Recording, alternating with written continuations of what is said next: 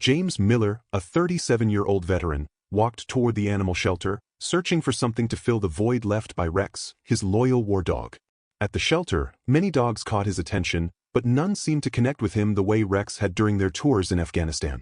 The loss still felt raw, even though it had been nearly 3 years since he'd been forced to leave Rex behind when his military service ended. "I'm looking for a companion," James told the shelter volunteer, a kind-faced woman named Sarah. "Something to help with the nightmares." Sarah nodded sympathetically. "We have several dogs that might be a good fit. Any particular breed you're interested in?" "German Shepherd," James replied without hesitation. "Had one in the service. Best partner I ever had." Sarah's eyes lit up. "Actually, we just got in a retired military dog last week. German Shepherd. Bit older, around 8 or 9. He's been through some trauma, so he's not very social yet." James felt his heart skip a beat. "Can I see him?" Sarah led him to a quiet section at the back of the shelter. The kennels here housed dogs that needed special attention or weren't ready for adoption. As they approached the last kennel, James saw a large German Shepherd lying in the corner, head resting on paws, eyes alert but wary. The dog was thinner than James remembered, with more gray around the muzzle, but the distinctive scar above the right eye was unmistakable. It couldn't be. It was impossible. "Rex," James whispered, his voice catching. The dog's ears perked up, but he didn't move from his spot. There was no recognition in those amber eyes, just cautious observation of another stranger. "His name is actually Knight according to his paperwork," Sarah said. "He was retired from active duty about 6 months ago. The handler who was supposed to adopt him backed out at the last minute." James stepped closer to the kennel. "That's Rex. That's my dog. We served together for 3 tours. I'd know him anywhere." Sarah looked skeptical. "Are you sure? Military dogs are rarely returned to their original handlers unless specifically requested." "I did request it," James said, memories flooding back. "I filled out all the paperwork. They told me he was being reassigned for another tour, that he was too valuable to retire." James crouched down, pressing his palm against the chain-link fence. "Rex, it's me. It's James."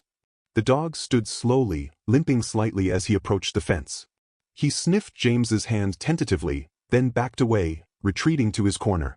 "He doesn't remember me," James said, the pain of this second rejection cutting deeper than he expected. "He's been through a lot," Sarah explained gently. "According to his file, he suffered some trauma on his last deployment. He's been distant with everyone." "Can I go in?" James asked. Sarah hesitated. "He hasn't let anyone get close." "Are you sure?" James nodded. "He had to try." Sarah reluctantly unlocked the kennel door, warning James to move slowly. He stepped inside, keeping his movements deliberate and calm despite the storm of emotions raging within him. "Hey buddy," James said softly, crouching down about 6 feet from Rex. "Remember Afghanistan? Those long nights in Kandahar? You always knew when trouble was coming before anyone else." The dog watched him warily, muscles tense but not aggressive. James slowly reached into his pocket and pulled out a worn leather collar. It was Rex's original collar, the one James had kept as a memento after they were separated. "I kept this. Couldn't bring myself to throw it away," James whispered, holding it out. Rex's nostrils flared as he caught the scent. He tilted his head slightly, a gesture so familiar it made James's chest ache. Slowly, the dog inched forward, still cautious but curious. "Something happened to you, didn't it?" James continued talking in a low, soothing voice. "Something after we got split up. They said you were going back for another tour, but I'm guessing it was worse than that." Sarah watched from outside the kennel, clutching her clipboard. "His file mentions trauma during bomb detection training. That's all we know." James nodded, never taking his eyes off Rex. "They pushed you too hard, didn't they? Because you were the best." He placed the collar on the ground between them. Rex approached the collar, sniffing it intently. His tail remained low, but the rigid tension in his body was slowly easing. He looked up at James, then back at the collar, as if trying to piece together fragments of memory. "The day we got ambushed near the village," James continued, "you found that eye before anyone could step on it. Saved our whole unit. Remember how Wilson gave you his beef jerky for a week after that?" Something flickered in Rex's eyes, not quite recognition, but a momentary softening. He took another step forward. "Take your time," James said. "I've got nowhere to be." For nearly an hour, James sat cross-legged on the floor, talking softly about their shared past, missions they'd completed, quiet nights in barracks, the time Rex had stolen a sandwich from Captain Hernandez and hidden under James's cot. Gradually, Rex edged closer until he was within arm's reach. James made no move to touch him, allowing the dog to set the pace.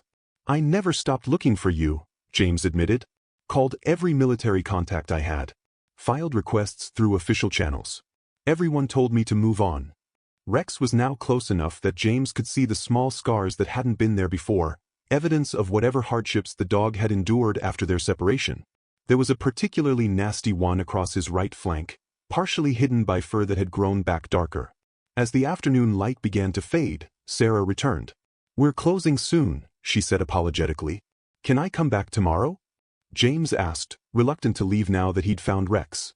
"Of course," Sarah replied. "But you should know, he's never responded to anyone like this before." As James slowly rose to his feet, Rex backed away slightly but didn't retreat to his corner. "Progress, small but significant. I'll be back tomorrow, buddy," James promised. "And the day after that. For as long as it takes." The next morning, James arrived at the shelter the moment it opened, carrying a small canvas bag. Sarah greeted him with a smile, clearly impressed by his punctuality. "I brought some things that might help," James explained, pulling out an old t-shirt he'd worn during training exercises. "It still smells like me from before, well, from before everything." Sarah led him back to Rex's kennel. The German Shepherd was alert, standing near the front of the enclosure rather than huddled in the corner. His ears perked forward at the sight of James. "Hey Rex," James said softly. "Told you I'd be back." When they entered the kennel, James placed his old shirt on the ground. Rex approached it immediately, sniffing intently. Then he did something that made James's breath catch. He looked up directly into James's eyes, holding his gaze for the first time. "That's it," James whispered. "You're starting to remember, aren't you?" James reached into his bag again and pulled out a worn tennis ball, Rex's favorite toy from their days together. The dog's tail gave a single, tentative wag. "Want this, boy?" James asked, rolling the ball gently across the floor. Rex watched the ball roll past him without moving. But when James made the distinct clicking sound with his tongue, their old signal for retrieve, Rex's head snapped up. It was a sound unique to their relationship, a command James had developed specifically for Rex. Slowly, almost hesitantly, Rex walked to the ball and picked it up in his mouth. Instead of bringing it back, he carried it to his bed and lay down, placing it between his paws. "He's keeping it," Sarah observed. "That's the first toy he's shown interest in since arriving." Over the next several hours, James continued his quiet monologue of shared memories. By mid-afternoon, Rex had moved to sit just a foot away from James, the closest he'd been yet. "I think it's time," James said, reaching out his hand, palm up.